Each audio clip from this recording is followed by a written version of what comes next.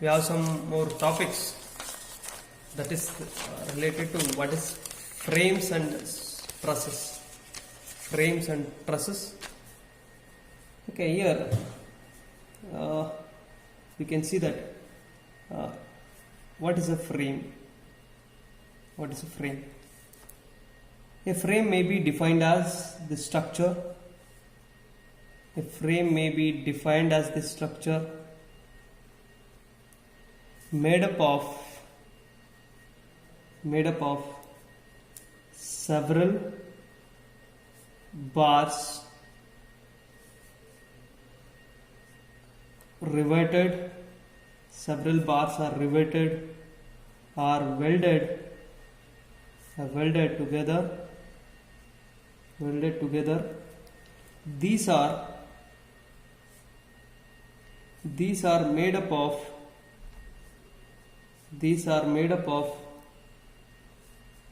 angular plates or angle irons or channel sections and are called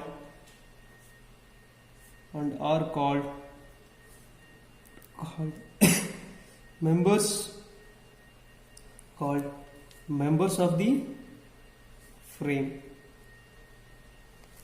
or frame also known as frame structure.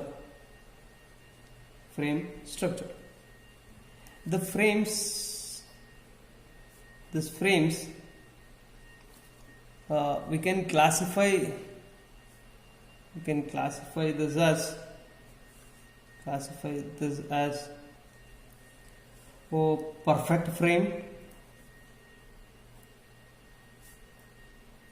perfect frame, and second one is imperfect frame. Okay, what is that perfect frame is? Which is composed of members. Frames are composed of members just sufficient to keep it in equilibrium when loaded. Perfect frames are which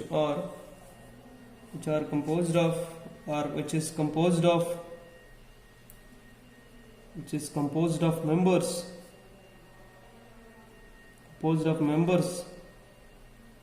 just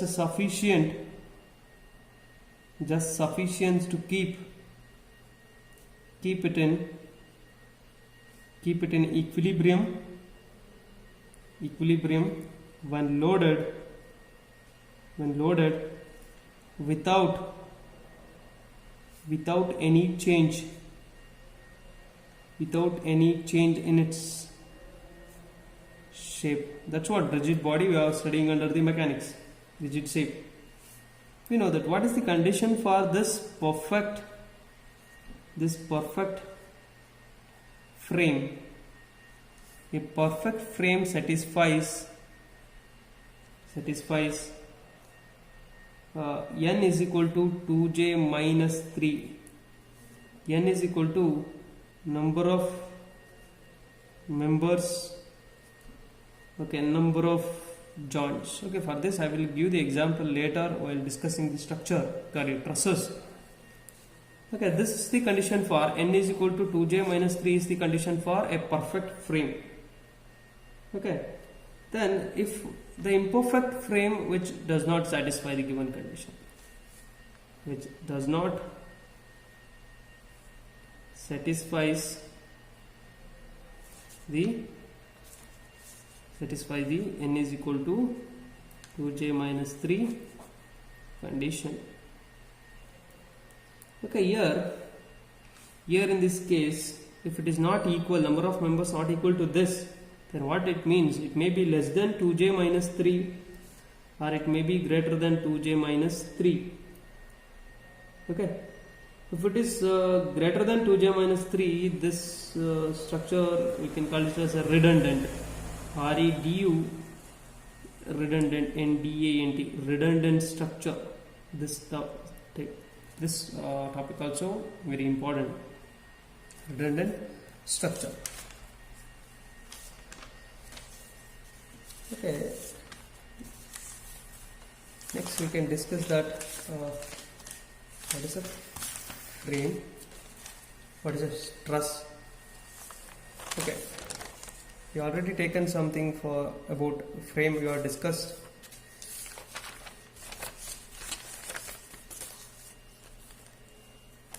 What is that zero force in a frame? We have one concept, that zero force member.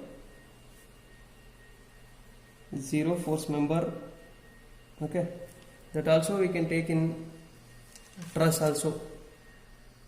Okay, in truss and this we have zero force member. Okay, what is that zero force member? Is when the body is subjected, when the two forces are in collinear, that is F1, F2, there is another force which is acting like this, that is F3. Here this F3 we can consider this as zero force member. When F1 and F2 are collinear.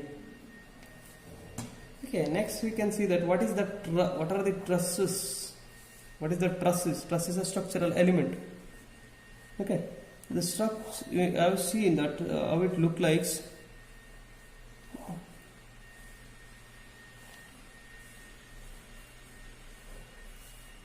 Okay, this is nothing but this is a truss, maybe connected with hinged point. Here we have a vertical member.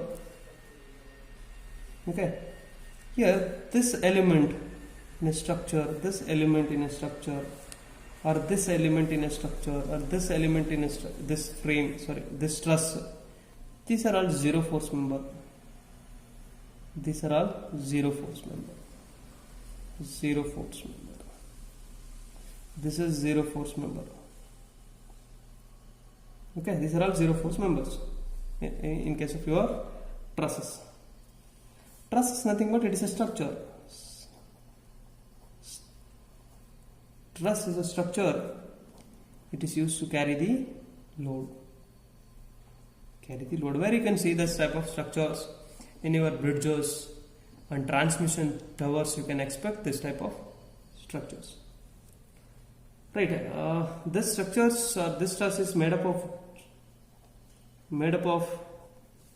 joining many small slender trusses defined as the structures. It is made up of joining many small slender members at the ends. Okay, you are not connected in between that, we are going to connect it at the ends. Okay, these are all truss elements. Okay, but what is that slender means? What slender means? Slender means the one of the dimension, the length must be greater than other two remaining dimension. Here you can take this as, here I will take this as x-axis, this is y-axis, and this is z-axis. X, what it says, it's a length. How I says height, and z says the depth or width, whatever it is. But here in this, all these three dimensions, the length is greater. Okay, here x is greater than y, and y is greater than, and x is greater than y and z. It may be in a dimension. Okay, yeah, this is a slender bar. Okay, the one thing you have to consider, there will be end-to-end connection in case of your truss. End-to-end connection. Okay, for example, you can see that this trusses you can see in bridges and also transmission towers. Bridges and transmission towers.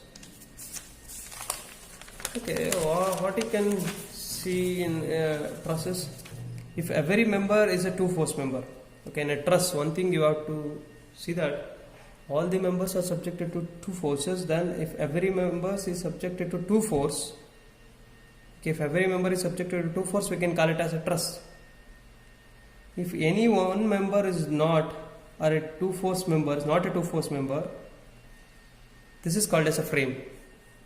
Okay, there will be a difference between frame and a truss. If every member is a two force member, then it is a truss. If any of the member in a structure, it is not a two force member, that means it is a frame. Okay. Here the truss, we can also classify this as perfect truss, like your frame, perfect truss, and imperfect truss. Same thing here in a perfect truss m is equal to 2j minus 3. Here also we have to satisfy that m is equal to 2j minus 3, but it does not satisfy this condition. That is why it is an imperfect truss. Okay, what is that? M indicates that number of members. J is number of joints. Okay, if it is not satisfied, this imperfect trusses are also called as deficient, D-I-F-F-I-C-I-E-N-T, deficient truss. Next one is a redundant, R-E-D-U-N-D-A-N-T, redundant truss. Here if M is less than 2j minus 3, it is a deficient truss because members is less than required. In redundant, it is greater than required, that is M is greater than 2j minus 3, it is called as a redundant truss. Okay, we can take one example to determine whether it satisfies or whether it is a perfect truss or not. Okay, I will write one truss here. I will write one truss. I will name it as it is hinged somewhere here. Here also it is hinged somewhere here. You can take this as A, this is B, and this point is C, and this point is D, and this point is E. How many numbers of members are present here? Okay, you can take like this. This is 1, 2, 3, 4, 5, 6, 7. Then what it means? Number of members M is equal to 7. Then what is J is number of joints. We need to calculate what is how many number of joints here. 1, I will write it inside the circle. 1, 2, this is one joint, 3, this is one joint, 4, this one joint, 5. And what is J is equal to 5. Okay, this is 60 degree, and this is 60 degree, and this is 60 degree, and this is also 60 degree, and this is also 60 degree. That's what is given. It is 60 degree.